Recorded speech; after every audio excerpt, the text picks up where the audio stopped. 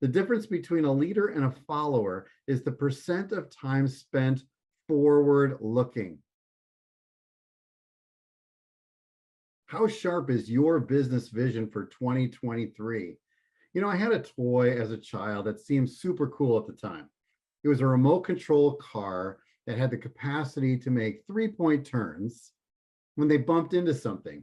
I set it loose into the kitchen and it rolled along until it hit the oven. Then it promptly backed up at an angle and headed off again 90 degrees to the left until it hit the cabinets. Once again, a 3-point turn in the other direction until it hit the refrigerator and so forth. Fun for a while, but the car never made it out of the kitchen. I've observed many a team playing out the remote control car syndrome daily at their workplace. Without a leader clearly outlining the vision, a path toward the goal, the team bumps into each other, stepping on each other's toes, lunging forward with false starts, and then quickly retracing their steps. They may even think they're being agile, quickly pivoting when hitting an obstacle, but they never leave the kitchen.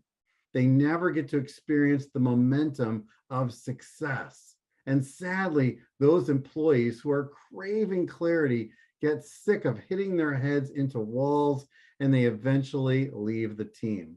Those who stay morph into a self-serving bureaucracy.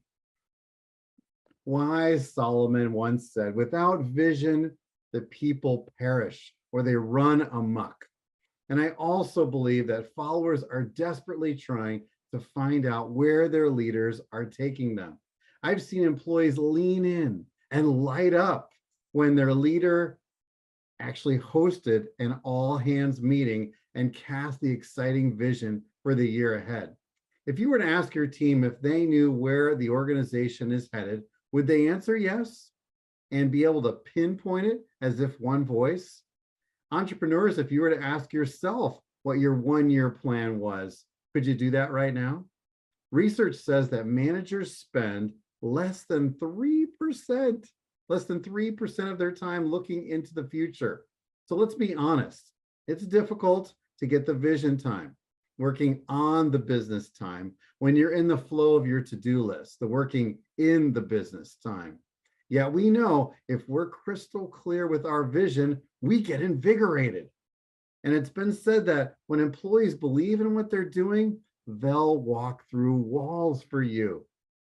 Why? Because they forget themselves and they feel like they're making a difference. They know why they are working. Author John Maxwell's Law of the Compass says vision gives team members direction and confidence.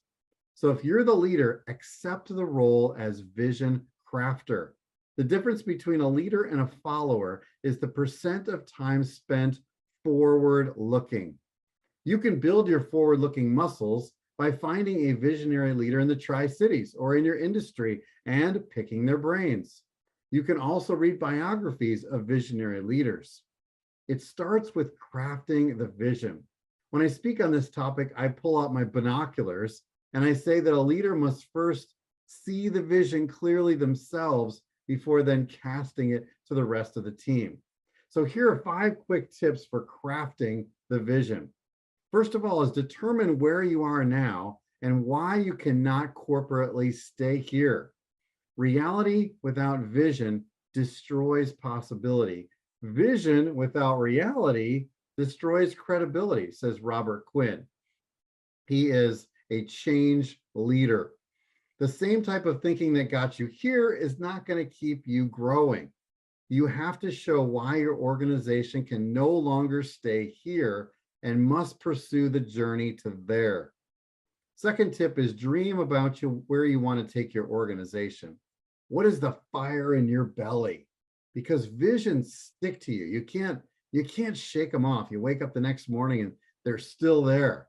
So a vision is simply a snapshot of the future that you want to get to. A third tip is to build relationships with and then listen to your constituency. Hang out with people, eat lunch with them, work alongside them in their role for a bit.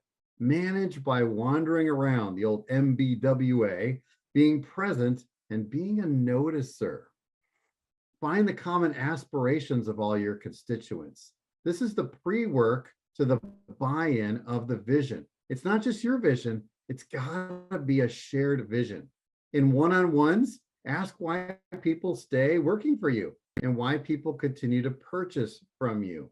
Hold listening posts and ask 3 questions. What things should we stop doing or do less of? What things should we start doing or do more of? And what do we need to continue doing well? The next tip is to conduct focus groups. Look for patterns then that emerge from the people in the focus group. A great idea is nothing more than 3 or 4 good ideas put together. So think bigger. The vision is outside of your current comfort zone. So you have to become more comfortable with the unfamiliar and the unknown, but keep it inside your delusional zone. Then once you have the ideas of everyone, step 5 is to draft a collective vision statement. It is putting into words broadly what your team or organization will look like if they are fulfilling their mission. The statement must have 3 components: the who you're serving, the behavior or the action your organization is doing, and the values that get evoked, sort of the emotions that get tapped into while you're serving them. It has to be compelling. Don't waste time casting visions that are insignificant. No vanilla visions. I mean, I like vanilla ice cream and all, but no vanilla visions. It's like you can't put somebody else's vision and just change the name, put your company on top of it and say, yeah, that's ours. Nope, it's got to be unique to you. So to avoid obstacles and other bumps in the road, take time to map out a clear vision forward for your business and your team to ensure the smoothest ride into your future. Have a fantastic 2023.